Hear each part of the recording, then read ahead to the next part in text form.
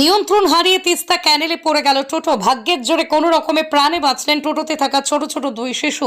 ঘটনাটি ঘটেছে রবিবার সকালে শিলিগুড়ি সংলগ্ন ফুলবাড়ি তিস্তা ক্যানেলের পুটিমারি এলাকায়। জানা গিয়েছে, শিলিগুড়ি থেকে এক বাসিন্দা টোটো নিয়ে পুটিমারি এলাকায় এক আত্মীয়ের বাড়িতে বেড়াতে যান। তিস্তা ক্যানেলের পাড়ে টোটোটি দাঁড় করিয়ে রাখেন। এরপরই সেই টোটোতে বসে খেলছিল এলাকার দুই ছোট ছোট শিশু। এমন সময় টোটোতে লাগানো চাবি দেখতে পেয়ে চাবিটি ঘুরিয়ে দেন শিশুরা। এরপরে টোটোটি হুড়মুড়িয়ে পড়ে যায় তিস্তার জলে। যদিও সেই সময় বুদ্ধির জোরে দুটো শিশু টোটো থেকে কোনোভাবে লাফ দিয়ে নিজেদের জীবন বাঁচান এবং মুহূর্তের মধ্যেই টোটোটি তিস্তার জলে ডুবে যায়। এরপরই চিৎকার চেঁচামেচি শুনে স্থানীয়রা ছুটে আসেন এবং জলে তলিয়ে যাওয়া টোটোটি উদ্ধারের চেষ্টা চালান এবং কিছুক্ষণ বাদেই দড়ি দিয়ে টেনে টোটোটিকে জল থেকে তুলে আনেন।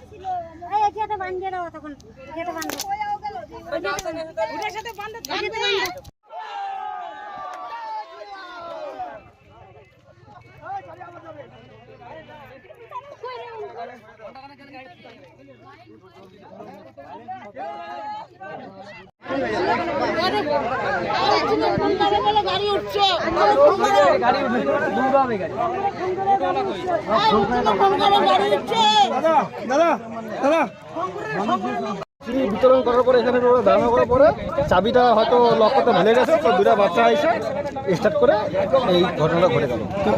ওরা ঠিক আছে? ওরা ঠিক আছে, বাচ্চাদের সব ঠিক আছে, গাড়িটা ওখানে উঠে গেল। কি করে পড়লো? ওই যে বাচ্চা দুটো ছিল। কার গাড়ি? আচ্ছা, এখন দেখা যাচ্ছে না এখানে। কেন কোথা থেকে এসেছিল? এখানে পূজা ছিল, পূজা বাড়িতে ঘুরতে আসছিল, তো ওই খিচুড়ি বিতরণ করার পর থেকে গাড়িটা এখানে আনা পাচ্ছে। আমি লক করতে ভুলে গেছিলাম, তো দুটো বাচ্চা মিলিয়ে গাড়ি বড় দুর্ঘটনা থেকে রক্ষা পাইছে। বাচ্চা দুটো বেঁচে গেছে। কত বছরের বাচ্চা ছিল? দুজনই 6-7 বছর।